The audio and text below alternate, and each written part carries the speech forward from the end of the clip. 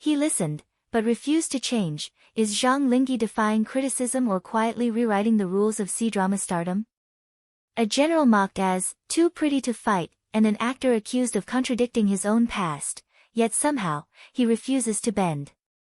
On Meomi PopScope, this isn't just another celebrity controversy, it's a case study in how a rising star negotiates power, perception, and survival inside the unforgiving ecosystem of C entertainment. When Zhang Linghe's portrayal of Xiao Zhan in Chasing Jade triggered the viral nickname, Foundation General, the internet wasn't merely joking, it was signaling discomfort. Can a battlefield commander look flawless under studio lighting? Can a war hero exist without sweat, dirt, or visible brutality? Or more provocatively, are audiences rejecting the performance, or the industry's increasing obsession with aesthetic perfection over narrative truth? The comparison to traditionally rugged figures like Xiang Yu only sharpened the critique, turning what could have been harmless teasing into a broader cultural debate about masculinity and authenticity in historical dramas. The situation escalated when official voices stepped in. Criticism from military-affiliated media reframed the issue from fandom banter into something far heavier, social responsibility. When a portrayal of a general is accused of undermining masculine spirit, it ceases to be just entertainment, it becomes ideological territory. Was Zhang Linghe suddenly carrying more than just a role on his shoulders? And when Chasing Jade's ratings dipped and promotional activities stalled, the industry's silent verdict became impossible to ignore. Yet his response was strikingly controlled. I can listen to advice, but I will not be swayed by it. On the surface, it sounds like a standard PR line. But look closer, this is a carefully calibrated stance. He acknowledges criticism without surrendering authorship of his career. Isn't that, in itself, a rare balancing act in an industry where public opinion often dictates artistic direction? By emphasizing selective listening, filtering professional advice from noise, he positions himself not as defensive, but as discerning.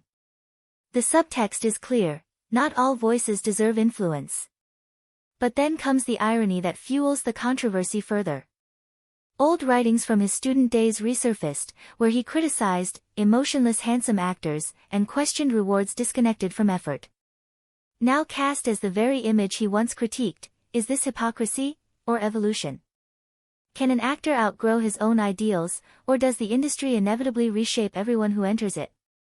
Perhaps the real question is, did Zhang Linghe change, or did he simply adapt to survive?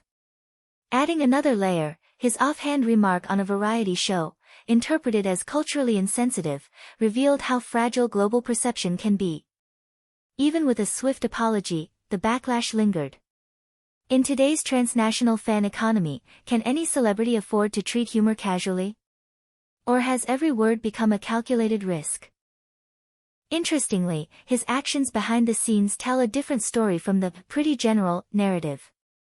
Weight loss, physical strain, heavy armor, deliberate micro-expressions, these are not the choices of someone coasting on looks. So why does the audience struggle to reconcile effort with outcome? Is it because visual polish has already biased perception? Once labeled too perfect, can an actor ever convincingly portray imperfection? This is where the industry's deeper contradiction emerges. Historical dramas today sit at the intersection of fantasy and realism, aesthetics and authenticity. Audiences want beauty, but not at the expense of believability.